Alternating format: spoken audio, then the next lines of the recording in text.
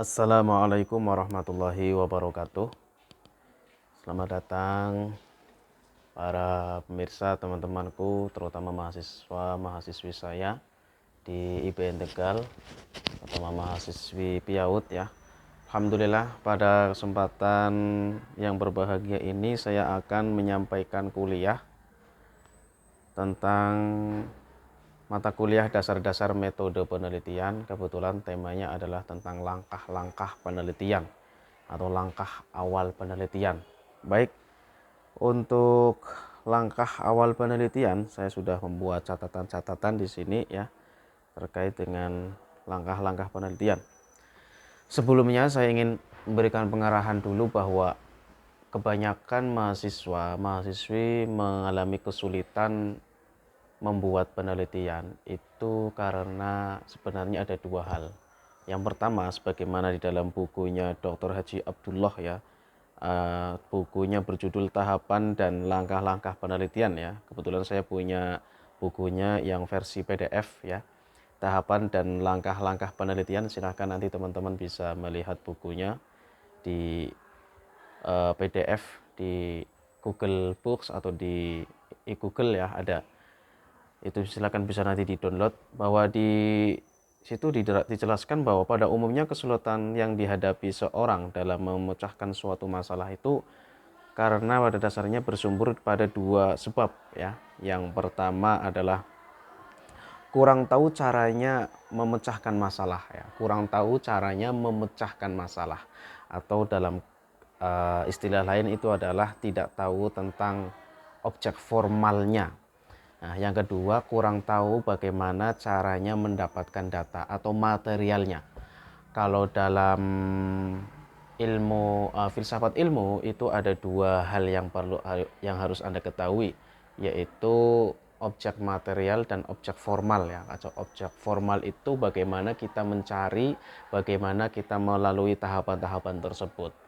Kalau objek materi itu berarti bahannya. Kalau Anda seorang ahli masak ya, itu harus tahu tentang bagaimana cara membuat masakan itu, dan bahan-bahannya harus tahu. Cara membuat masakan, misalkan cara membuat nasi goreng, itu berarti objek formalnya.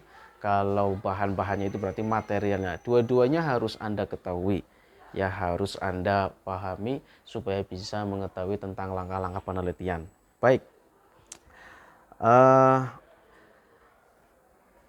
masih di buku itu ya, atau di beberapa buku yang lain terkait dengan langkah-langkah penelitian, beberapa workshop penelitian yang pernah saya ikuti, seperti juga di workshop metodologi penelitian ya, waktu itu saya pernah di UGM itu saya mendapatkan ilmu begini, bahwa langkah pertama yang harus Anda lakukan itu adalah melakukan identifikasi masalah ya. Identifikasi masalah, identifikasi itu berarti meneliti kira-kira ada masalah apa di situ ya. Saya berikan contoh, misalkan, jadi Anda jangan langsung membuat narasi latar belakang masalah, itu jangan. Anda harus mengidentifikasi. Contohnya begini, misalkan Anda mendapatkan informasi dari teman Anda terkait tentang Anda sebuah sekolahan, lembaga pendidikan, misalkan PIAUD ya, itu tempatnya terpelosok di sebuah pegunungan desa lah ya. Tetapi mereka sekolah itu memiliki segudang prestasi. Prestasinya banyak ya, luar biasa ya. Lomba apa saja selalu menang. Nah, ini kan hal yang menarik ya. Maka Anda harus, langkah pertama itu adalah harus tertarik pada sebuah masalah, di mana masalah itu memiliki kesenjangan sosial. Kesenjangan itu begini, itu tadi, sekolah yang di daerah terpencil pinggiran tapi memiliki prestasi, ini namanya ada kesenjangan ya, antara X dan Y-nya itu ada kesenjangan. Atau lagi, sekolah di tengah-tengah perkotaan ya, yang setiap harinya bergelut dengan dunia yang serba materialistis, hedonis, modern dan sebagainya, tetapi nilai-nilai religiusnya itu tidak kalah penting, tidak ketinggalan. Nah, ini ada kesenjangan ya antara X dan Y-nya itu, antara variabel yang pertama dengan variabel yang kedua. Itu Anda harus memahami tentang hal itu ya, tentang ada kesenjangan antara variabel 1 dan variabel 2. Ya. Kemudian langkahnya yang kemudian harus Anda lakukan itu adalah mengidentifikasi dari kesenjangan itu. Tadi ya saya contohkan satu saja tentang sebuah lembaga pendidikan PIAUD di desa terpencil tapi memiliki segudang prestasi. Nah, Anda tertarik, kemudian Anda melakukan observasi ke sana. Nah, setelah observasi Anda melakukan pendataan. Ya. Setelah melakukan pendataan dengan mengidentifikasi, ya saya ada beberapa catatan di sini ya. Misalkan catatan yang pertama ini adalah memiliki setelah Anda melakukan observasi yang sementara, ya sebentar ya. Oke, tadi saya mencari spidol ya. Jadi misalkan Anda setelah melakukan observasi sementara ya, melakukan observasi sementara, Anda menemukan ternyata di situ yang dominan dengan prestasi adalah kecerdasan kognitif ya. Kecerdasan kognitifnya oke ya. Kemudian setelah itu ada lagi kreativitasnya tinggi. Kreativitasnya tinggi ya. Setelah melihat kemudian ada lagi ya, saya sudah membuat catatan ini ya. Yang menjadikan prestasinya tinggi ternyata setelah diidentifikasi SDM-nya linier. Lulusan guru-gurunya itu lulusan PIAUD semua ya. Guru-gurunya lulusan PIAUD semua. Ya, sesuai dengan kualifikasi pendidikannya. Kemudian, ada lagi yang menarik, ternyata ada kedekatan dengan orang tua. Ya, maklumlah kalau orang desa itu kan berarti biasanya lebih dekat ya dengan orang tua, tetapi lebih dekat dengan orang tua. Ya wajar kalau pendekatan itu bisa menjadikan kekuatan spiritual sehingga ada keunggulan dari segi kecerdasannya itu sendiri. Ya. Kemudian dari ortu itu ternyata mayoritas ibu RT ya. Kalau ibunya, kalau laki-lakinya biasanya ke merantau lah ya. Ortu itu biasanya sebagai petani misalkan. Ya, ternyata memang mata pencariannya menjadikan dia itu di rumah ya, kerjanya di rumah. Ada lagi kemudian setelah mengidentifikasi tentang kecerdasan prestasi ya, tentang prestasi itu, ya, Anda observasi sementara, wawancara, itu ternyata lingkungan setempat ya berbasis pendidikan atau berbasis pesantren. Nah, misalkan ya. Kemudian padahal di situ ternyata medianya terbatas. Apalagi media internet ya, itu sangat terbatas. Media internetnya sangat terbatas. Tetapi bisa memiliki segudang prestasi, kan itu sesuatu yang aneh gitu kan ya. Ini yang aneh-aneh itu yang menarik untuk diteliti. Nah, ini identifikasi masalah ya. Ingat, identifikasi itu bukan rumusan masalah, tetapi meneliti dari berbagai macam identifikasi 1 sampai 6 atau seterusnya. Itu nanti akan menjadi bahan untuk membuat latar belakang masalah yang kemudian menjadi acuan untuk kita telaah dari segi kajian pustaka yang kemudian nanti juga dijadikan sebagai pedoman untuk menentukan teorinya itu apa, teori apa ya. Nah, ini identifikasi. Nah, dari sekian banyaknya identifikasi itu tidak digunakan semua nanti, ya, tidak dimasukkan di dalam rumusan masalah. Saya contohkan tadi tentang kecerdasan, prestasi yang ada di sekolah tadi itu ternyata dari segi kognitif ya, dari segi hafalannya dan sebagainya, bukan dari segi spiritual misalkan ya. Prestasinya luar biasa, Pak. Ya mungkin ada kecerdasan spiritual, tapi yang lebih dominan ternyata dari segi kognitif. Nah, saya menemukan kecerdasan kognitif. Kemudian yang menjadikan secara kognitif itu apa? Jadi ini kan tadi ada SDM gurunya, ada juga tentang pendekatan ya, kedekatan orang tua. Nah, ini sudah mulai mendekat ini ya. Ada kecerdasan, mungkin ini nanti bisa menjadi variabel Y, ini menjadi variabel X ya, antara SDM dan kedudukan. Nah, setelah meneliti, setelah mengidentifikasi seperti itu, kira-kira Anda yang lebih tertarik terhadap kecerdasan kognitif ini yang apa? Yang lebih tertarik, yang lebih menarik mungkin ya. Nah, misalkan saya ambil, wah ini sepertinya lebih tertarik dengan kedekatan orang tua ini ya. Jadi Anda membuat judul sementara. Ini judul sementara ya, bukan fixnya. Jadi misalkan saya buatkan judulnya, berarti ada pengaruh kedekatan orang tua terhadap kecerdasan kognitif siswa PAUD. Nah, ini judul sementara, ini nanti bisa berubah ya, tidak harus pasti seperti ini. Kenapa bisa berubah? Karena Anda kan setelah melakukan identifikasi masalah ini, Anda perlu yang namanya melakukan survei literatur ya. Survei atau survei literatur, SL, survei literatur. Cari kajian pustaka ya, cari skripsi-skripsi yang memiliki kaitan dengan judul ini. Nah, variabelnya pertama kedekatan orang tua, yang kedua adalah kecerdasan kognitif. Ya, itu. Oke ya, setelah menentukan judul sementara ini, nanti Anda mencari skripsi-skripsi yang memiliki kaitan dengan judul ini. Misalkan ya, Anda cari skripsi tentang pengaruh pendekatan orang tua terhadap kecerdasan apa ya. Tadi kan kecerdasan kognitif. Mungkin ada skripsi lain pengaruh kedekatan orang tua terhadap kecerdasan emosional ya. Ada pengaruh kedekatan orang tua terhadap kecerdasan spiritual. Ada lagi pengaruh kedekatan orang terhadap disiplin ya, disiplin siswa dalam sekolahan. Itu variabel X yang memiliki pengaruh terhadap variabel-variabel Y yang lain.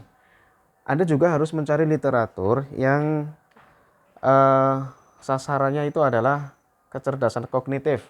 Misalkan ya, faktor kedekatan terhadap kecerdasan kognitif. Tapi ini jangan pakai faktor kedekatan, misalkan pengaruh kedisiplinan guru dalam mengajar terhadap kecerdasan siswa. Ada lagi skripsi yang berjudul misalkan pengaruh gaya belajar guru terhadap kecerdasan kognitif siswa.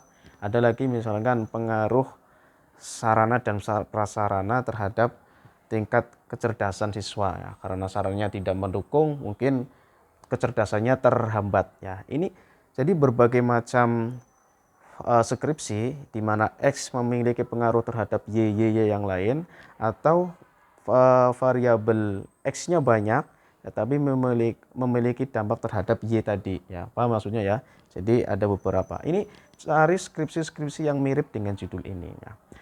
Setelah cari banyak skripsi, misalnya ada 30 skripsi ya, itu Anda kemudian dipetakan yang mirip dengan skripsi saya bagian apanya ya. Kalau tadi misalkan skripsi yang kedekatan orang tua terhadap kecerdasan emosional, berarti samanya dari segi pendekatan orang tuanya tetapi tidak sama dengan pendekatan emosionalnya, atau sebaliknya tadi ya. Itu langkah setelah melakukan yang pertama identifikasi ya. Langkah pertama identifikasi masalah, yang kedua Anda melakukan survei literatur ya, mencari skripsi-skripsi. Setelah Anda mencari skripsi, ternyata misalkan menemukan judul yang sama persis ya, pengaruh kedekatan orang tua terhadap kecerdasan kognitif. Ini bagaimana? Apakah kemudian skripsinya batal atau tidak? Ya, ini belum tentu dibatalkan ya. Lihat dulu objeknya. Kalau penelitian Anda mungkin pengaruh kedekatan orang tua terhadap kecerdasan kognitif, ternyata Anda di tempat yang terpencil tadi kan, Ternyata skripsi yang Anda cari yang judulnya persis ini, objek penelitiannya itu di perkotaan atau di tempat lain ya. Intinya ada perbedaan. Maka pasti nanti akan menghasilkan sesuatu yang berbeda. Maka jangan terburu-buru Anda kemudian lemah ya, pesimis terhadap skripsi saya. Ternyata skripsi saya sudah ada yang menulis, ditulis oleh orang lain. Harus judul mungkin boleh sama ya, tapi isinya harus berbeda, hasilnya harus berbeda. Ya, dengan objek yang berbeda mungkin hasilnya juga akan berbeda. Dengan gaya observasi, gaya wawancara, gaya pengambilan data itu akan menjadi menemukan hasil yang berbeda. 1. Identifikasi, 2. Survei literatur. Nah, ini adalah langkah objek formalnya tadi ya, mencari langkah-langkahnya. Setelah Anda menemukan cara-caranya seperti ini, Anda harus mengambil data ya, mencari bahan secara teori. Mungkin ini tadi ya, survei literatur, ini bahan secara teori ya, langkah-langkahnya sudah ya, bahan secara teori sudah ada, survei literatur mencari skripsi ya. Setelah survei literatur ya, yang ketiga Anda harus mencari teori ya, landasan teori.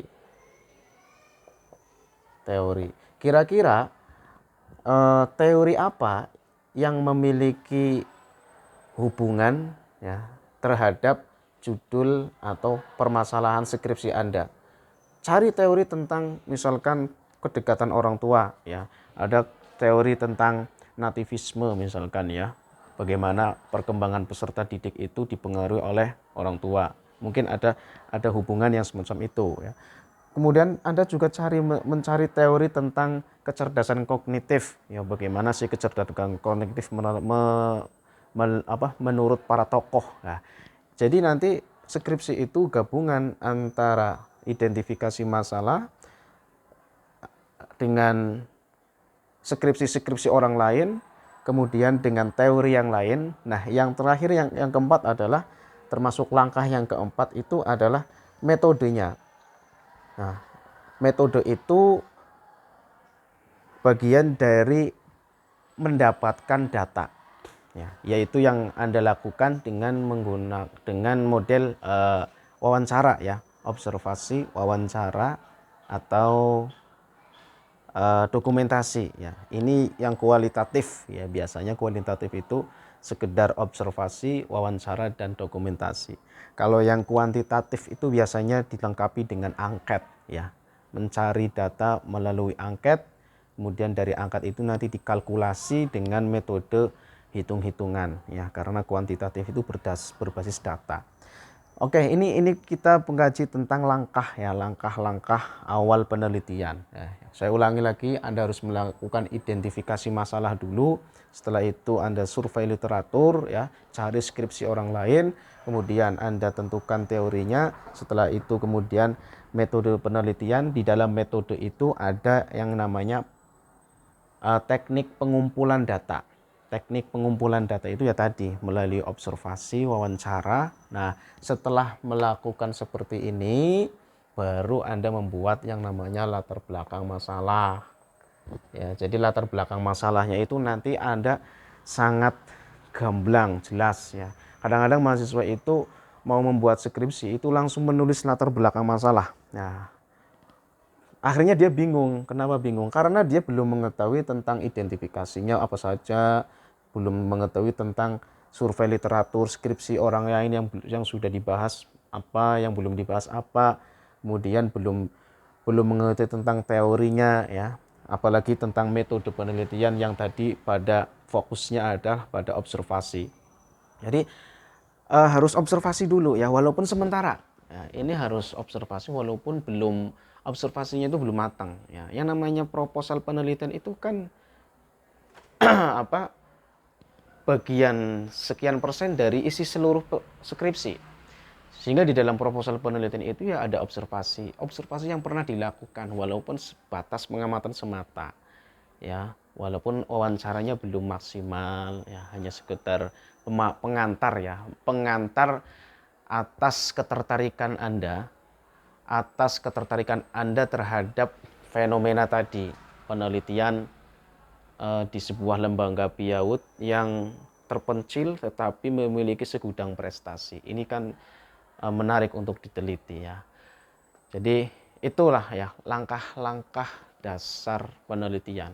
Langkah-langkah ini bukan berarti sistematika ya. Kalau sistematika itu maksudnya sistematika proposal atau sistematika skripsi itu nanti ada lagi langkah-langkahnya ya. Nah, pada intinya langkah-langkah membuat penelitian tadi yang sudah saya sampaikan ya, arahnya mulai dari yang pertama identifikasi dulu ya, pengenalan dulu terhadap objek penelitian dengan tempat yang akan diteliti ya, kemudian setelah itu survei literaturnya, baca. Maka Anda harus rajin-rajin membaca skripsi orang lain. Anda harus jangan sungkan-sungkan membaca skripsi orang lain. Anda ingin pintar membuat skripsi, baca skripsi orang lain. Sama seperti Anda ingin menjadi tukang bakso yang sukses ya. Anda nguli dulu menjadi karyawan bakso, karyawan bos sama bos bakso. Anda ingin sukses memiliki toko yang begitu hebat, Anda harus berkarir menjadi karyawan dulu.